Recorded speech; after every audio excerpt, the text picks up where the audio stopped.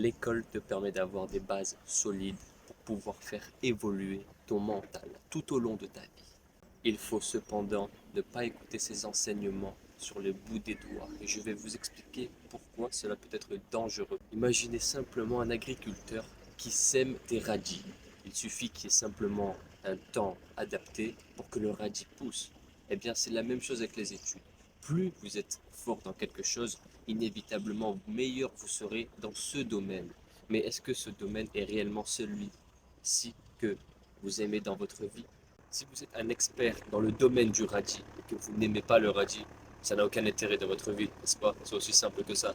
Mais le système scolaire a des propos, a un vocabulaire tellement soigné qu'il arrive à vous convaincre indirectement. Malheureusement, l'école, c'est bien pour améliorer, faire évoluer son cerveau. Le cerveau est un muscle.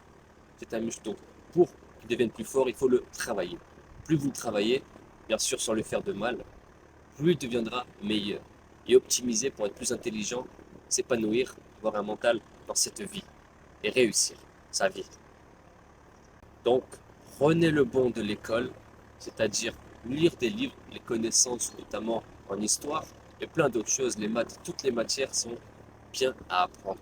Mais ne vous focalisez pas à la maison, être acharné à étudier l'école, toutes ces angles, donc tous ces points de vue à 100% pour être le meilleur et avoir des 20 sur 20 tout le temps. Ça ne sert à rien parce que ce n'est pas réellement ça que vous aimez. L'école vous dit, tiens, aime ça, deviens jardinier, deviens médecin. Mais ce n'est pas pour autant que c'est ça que tu veux faire dans ta vie. Retiens bien ça. Même si je sais que beaucoup d'entre vous déjà n'étudient pas beaucoup, mais le peu d'entre vous qui étudiez pour quelque chose qu'ils n'aiment pas au final. C'est ça qui m'attriste et c'est ça qu'il faut que vous vous réveilliez pour que finalement à la maison, au lieu de vous consacrer votre temps à 100% à l'enseignement scolaire, prenez une bonne partie de votre temps pour étudier ce que vous aimez réellement.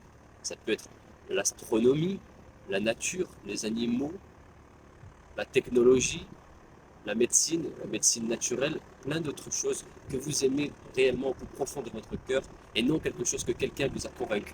N'oubliez jamais que la liberté doit être votre objectif le plus grand, même s'il est le plus difficile, mais il est le plus merveilleux.